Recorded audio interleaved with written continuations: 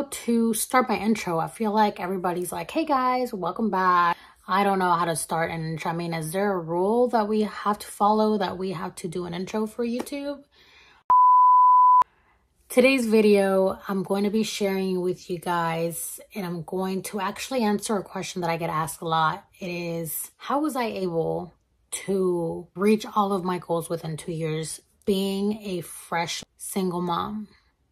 If you're new here, hi, my name is Pam. I am a licensed esthetician in Atlanta, Georgia. I am also the owner of Glass Skin Spa. I am a part-time online reseller, and overall, I am a mom. I am a girl's girl. So if you guys would love to see more of my content, my mom life, make sure you subscribe to my YouTube channel, give this video a thumbs up. And I just want to say, after you're done watching this video, please share this video with someone who might need that motivation, someone who might be going through a divorce or a breakup. And I just want you to assure them that everything's going to be okay. I'm here to tell you guys that everything is going to be okay. It might not seem like that at the beginning, but I just want you to know, and I want to tell you one thing: don't give up. Keep going.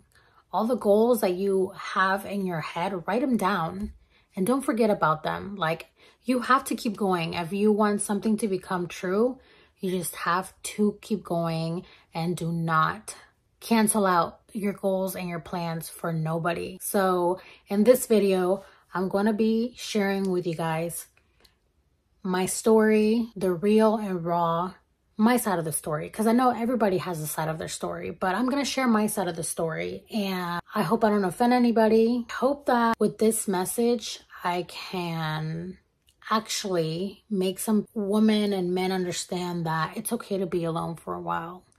And being alone sometimes is necessary for you to get to where you need to be. Because if you're not with the right partner, you're not going to get anywhere. So let's dive into this video. I'm going to start off with a little bit of a backstory on how it all started. When I was with the father of my son, we were living together, obviously, but we were getting towards the end of our lease, and things in our relationship was not so great. You know, whenever you're with someone and it just feels more like you have a roommate instead of a partner, that's what it felt like. And when you communicate your needs to that person, when you let them know that speaking your love language is important, when you want to know what their love language is and they just don't respond back, you kind of have to just step back and let them figure out what they want in life. So that's what happened. I knew what I wanted. I knew I wanted a family. I knew I wanted marriage. I knew I wanted us to kind of work as a team to be a lot more stable than what we were. But unfortunately, you cannot make people want the same thing as you. So what you have to do in that situation is pretty much just remove yourself and hope that maybe in the future there could be something being worked on, maybe like they work on themselves, you work on themselves, and then make each other a better person as an individual to come back. But in my case, that wasn't it. And it's okay, you know, people want what they want. They wanted something different. They wanted to explore. I wanted to focus, and that's what I did. So I took that opportunity to move into my parents' house. In my head, I knew that I was going to go to school for skincare. I did my research the first few months when I was living with my parents. And during those times, it was very, very foggy for me because I was in such depression mode, but I didn't show it because of my 2 kids. And I knew how to keep going. What I did instead, I would write down everything that I wanted to do in the future. And then also those times, it was in 2020, it's when COVID was happening. And it sucked because I couldn't work more than what I was already working. Thankfully, at that time, I was a bartender, so I still was able to go and work. And I don't know, it's just I wrote everything down that I wanted to do. I did not know when it was going to happen. I did not know how I was going to come up with the money, but I knew it was going to happen within 2 years. I didn't know I was going to start school that soon, but what I did was I researched a ton of schools. I knew what my schedule looked like. I knew what I wanted my schedule to look like as well, because doing your research in schools, you have to know what days can you work. I mean, I have 2 kids that I have Monday through Friday, sometimes even Sundays, because they're with me every other weekend too. So I had to take that in consideration when choosing a school. And also I had to work. I have a car payment. I have tons of bills that I needed to pay. Little by little, I started minimizing all of my bills. The unnecessary things, I stopped. So once I decided on a school, I applied for it. I don't even know why I applied for it if I didn't have the money for it. But I was actually working and saving some money on the side. I also wrote down very detailed how much each school cost. Again, I did not know how I was going to come up with this money, because another thing that you should know about me is that I don't get qualified for financial aid. I was born in Mexico. I'm considered an out-of-state student. So financial aid was out the window for me. It was not an option. The only thing that I could do was make payments a month, which were $1,000 and $1,030. Once I sent out my application for school, I just prayed for the best. And I knew that if I didn't get in, it would have been okay. At least I tried. And it would have been for a reason. And maybe it was because God didn't want me to start school that soon, or I knew he wouldn't. It was just something that I couldn't handle. But as I sent my application in, every morning on my route to work, I would talk to God. Every single day, I would talk to God. And it's crazy because I also would drive and I would imagine what my life would be like. And it was like I was there. I was living that life being in school. When you do that almost every single day. So it was just crazy how God was make everything happen for me. And I just started saving. I started putting money away. I would pay all of my bills at once and I would just put money away. And I just had a lot of faith. I had a lot of faith in God because I would talk to him every single day. And I knew in my heart that things were going to be okay for me. During that time with my relationship with the father of my son, like we had broken up, like there was no expectations anymore. And I was very heartbroken because a lot of things happened during that time that I never would have imagined happening.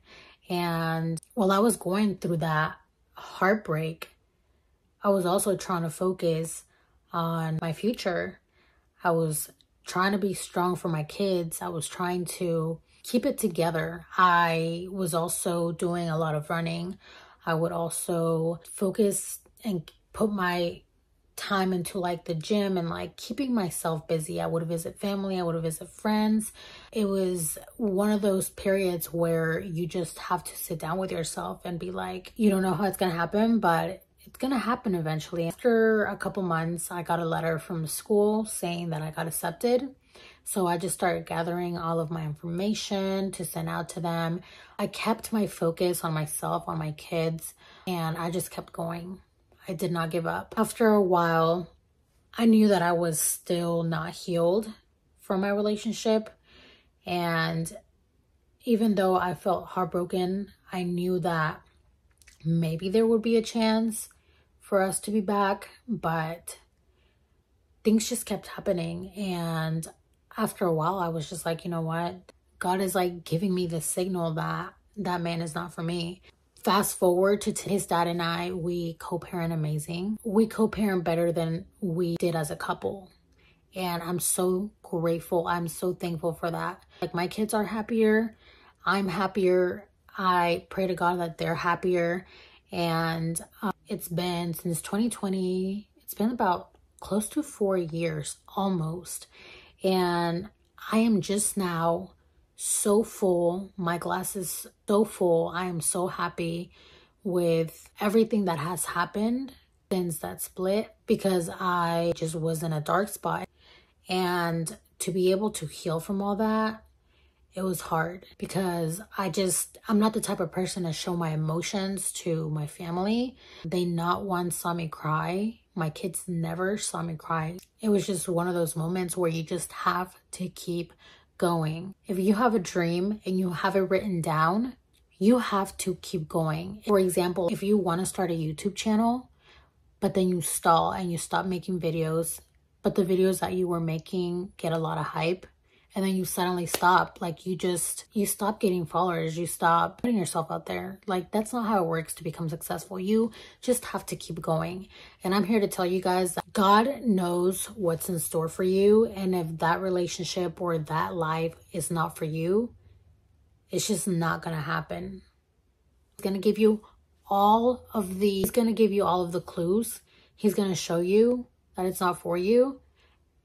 You just need to stop forcing it, and you need to focus on yourself, on your kids, and on your future career. And I promise you, because I'm a living, walking testimony of this, that he's going to make it happen for you. Financially, emotionally, everything, without you even realizing it. Because that's what happened to me. I was so focused on myself that I didn't even realize how I just saved up. And another thing that happened while I was in school is that I had all the money to pay for school, but why would I want to just pay $16,000 in cash when I could just pay it a month? Because I would also think about, this is the only money that I have saved up.